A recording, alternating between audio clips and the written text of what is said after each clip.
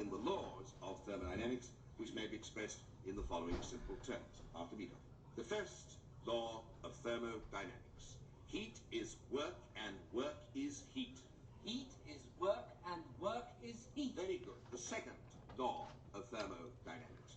Heat cannot of itself pass from one body to a hotter body. Heat cannot of itself pass from one body to a hotter body. Heat won't pass from a cooler to a hotter. Heat won't pass from a cooler to a hotter. You can try it if you like, but you far better not. You can try it if you like, but you far better not. Cause the cold in the cooler will get hotter as a ruler. Cold in the cooler will get hotter as a ruler. Because the hotter body's heat will pass to the cooler. Cause the hotter body's heat will pass to the cooler. Heat is work and work is heat and work is heat and heat is work. Heat will pass. Okay, did you get that, folks? There's all of the definitions we need, right? Just listen to Flanders and Swan. This is pretty hilarious. You should look this up. I rather enjoyed listening to this recording, okay? So that's Flanders and Swan. You can YouTube that first and second law. So this is pretty cute to listen to this whole thing. Okay, let's get that out of there. Okay, so as you can tell, we're starting the first law of thermodynamics, all right?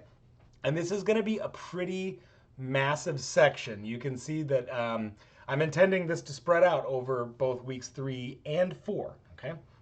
So that means we'll have 2 quizzes spanning this content, and I'll communicate with you how that's going to be spread out over the few weeks. Okay, so to get started, a few definitions. Hopefully this is mostly review. Work, a force acting over a distance, right? Work, we know, is force acting over a distance, okay? So energy, that's the capacity to do work, okay? And then heat is the transfer of energy between a system and its surroundings, okay? So we often think of heat as a thing, but it's not a thing. It is a process, okay? So heat is a process, not a thing, okay? And so those processes can be categorized into 2 different categories. So there's exothermic and endothermic, right? And so we can define exothermic as a process that releases heat to the surroundings, okay? And this is implied that we're talking about the system giving heat to the surroundings, okay?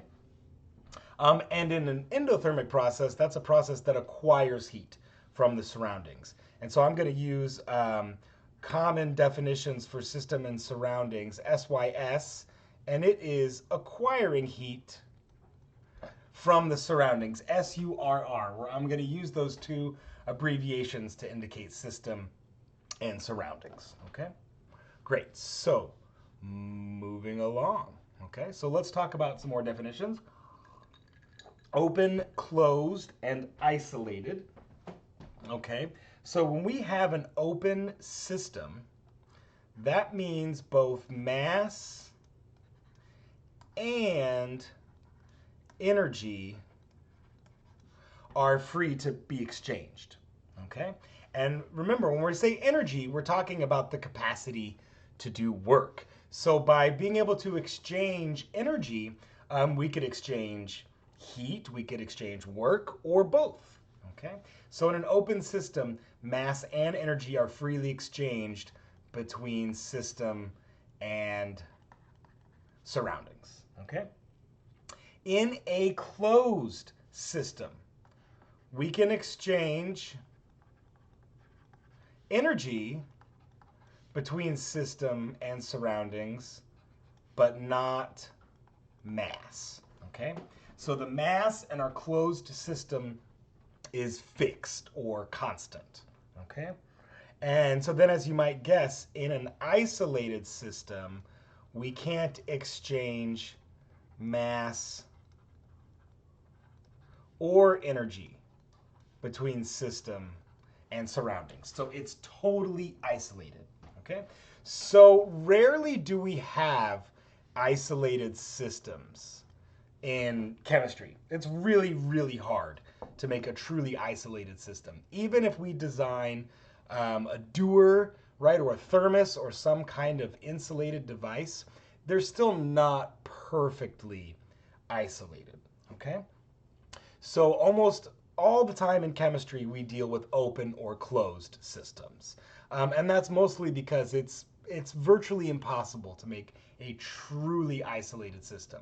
We can try our best, and in lab, you're going to hear me say in lab a lot, and I know that's kind of sad because who knows if we'll actually be in lab next semester, but all the same, in the lab, we can try our best to make isolated systems, but usually they are not perfectly isolated. Okay, so moving on. So now here's a little activity for discussion, okay? So for the following 4 situations, so that's, 1, 2, 3, 4, what happens to the temperature inside each box in the due course of the process? Is the box in thermal equilibrium? Where does heat flow, surroundings to system or vice versa? And so what these processes, what they're describing is here, okay, so 1 and 2 are a diathermic container, where 1 is an endothermic process occurring in a diathermic container, and 2 is an exothermic process occurring in a diathermic container, excuse me.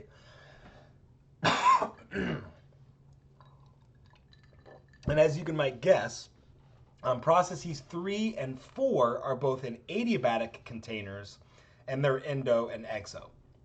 So pause the video and see if you can kind of work through this, see if you can guess, is the box in thermal equilibrium? Where does the heat flow? What happens to the temperature inside the box, okay? So go ahead and pause and see if you can think through this for just a moment. I'm gonna just continue right along and do it, okay?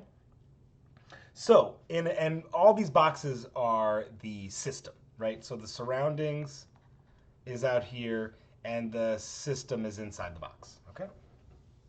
So as it turns out, the diathermic container is always going to be in thermal equilibrium with its surroundings and system, okay? It's always going to be in thermal equilibrium. And in an endothermic process, because the system has to acquire heat from the surroundings, okay, this is the direction in which heat will flow, okay? And so if we wait long enough, it is in thermal equilibrium with its surroundings. So if the surroundings are 298 K, the system will be 298 K if we wait a long enough period of time, okay? And as you might guess, in an exothermic process, the system will deliver heat to the surroundings in a diathermic container, because remember, diathermic means it is thermally conducting, okay? And so this system is definitely in thermal equilibrium with its surroundings as well, okay? So if we wait long enough, in the diathermic container will be the same temperature as the surroundings, okay? Maybe not as soon as we initiate the process, right? Whether it be endothermic or exothermic, but if we wait long enough, it will be in thermal equilibrium. Okay, what about the adiabatic container where there's an endothermic process? So remember, adiabatic means it's thermally insulating, okay? And if we had, like, let's say maybe a perfect adiabatic container, it could create an isolated system for us, okay? So this will not be in thermal equilibrium, okay? It will be a different temperature than the surroundings.